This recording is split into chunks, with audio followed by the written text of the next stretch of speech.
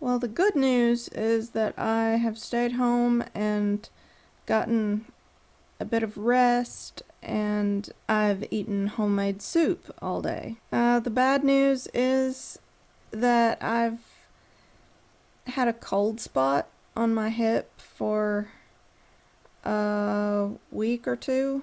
I don't know exactly how long. I think it's been more like a week or a few days. It's been really hard for me to keep track of time. I've just been so busy, everything has been a blur, but I think it's been about a week.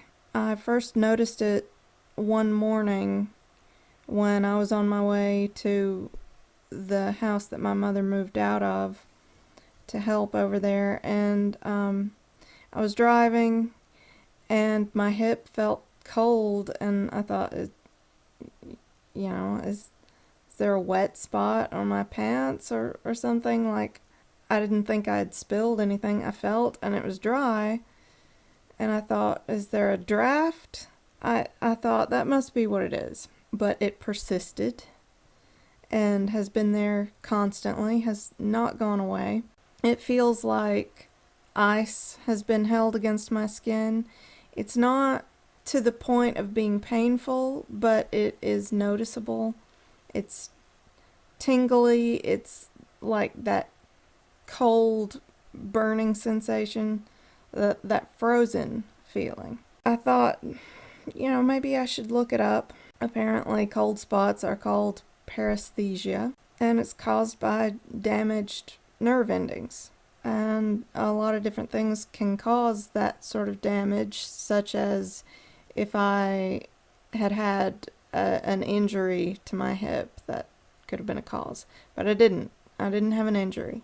Well, I mentioned that my hair is falling out too, and it's falling out consistently, like more and more every day.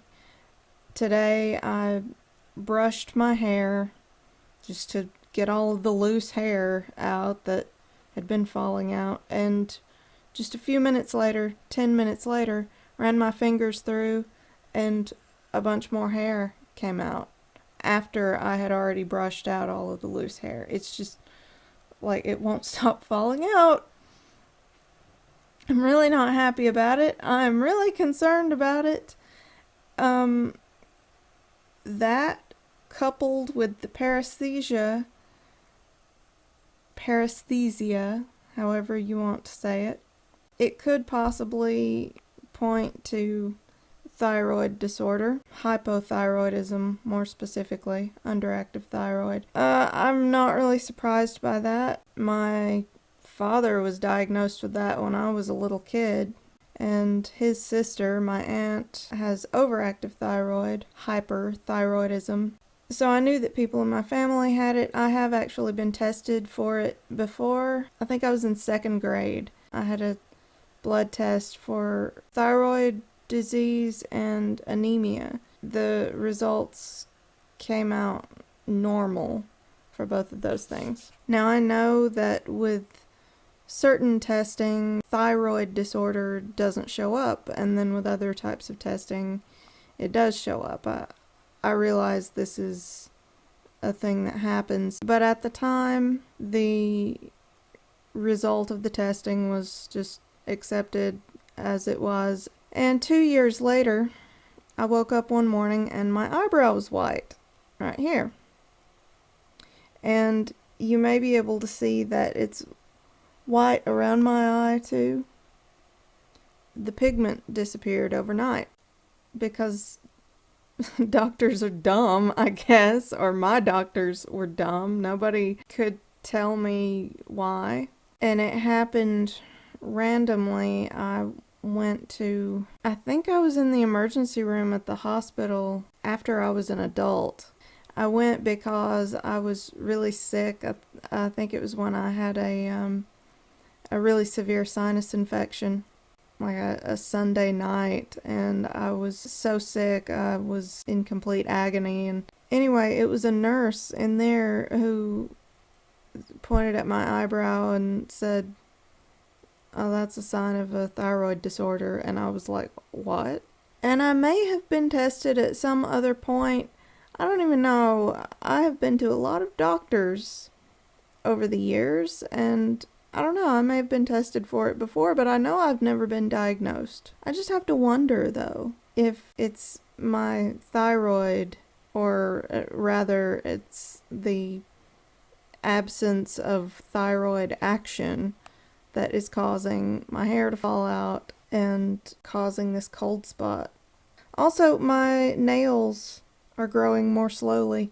They were growing really, really quickly a few weeks ago when I was eating well. All this stuff has happened in just the last few weeks. My body is obviously too fragile for me to even think that I can eat the way I have been doing. And yes, also the emotional stress has taken its toll on me, but I really believe that if I had been eating well this entire time, I could handle the emotional stress a lot more easily, because let's face it, stressful things will happen in life.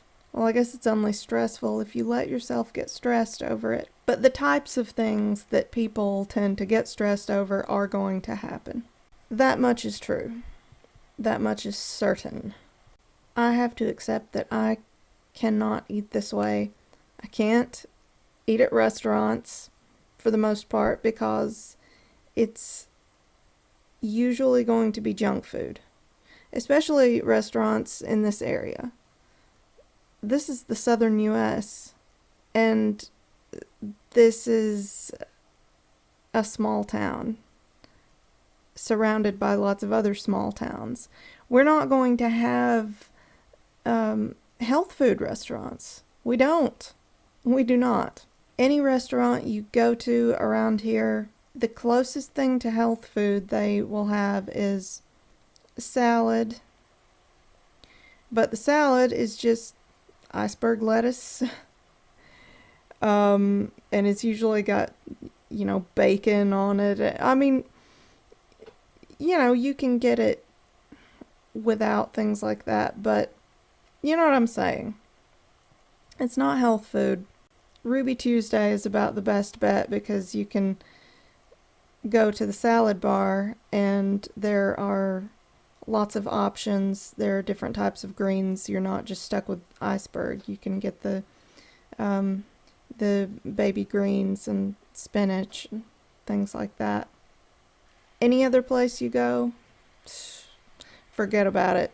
Forget about eating really well. You can certainly make better choices than I've been making. I could have made better choices at any restaurant I went to than I have been making. This is a wake-up call that I really, really, really have to take care of myself, or I'm just going to die. And I think I'd rather take care of myself and get better.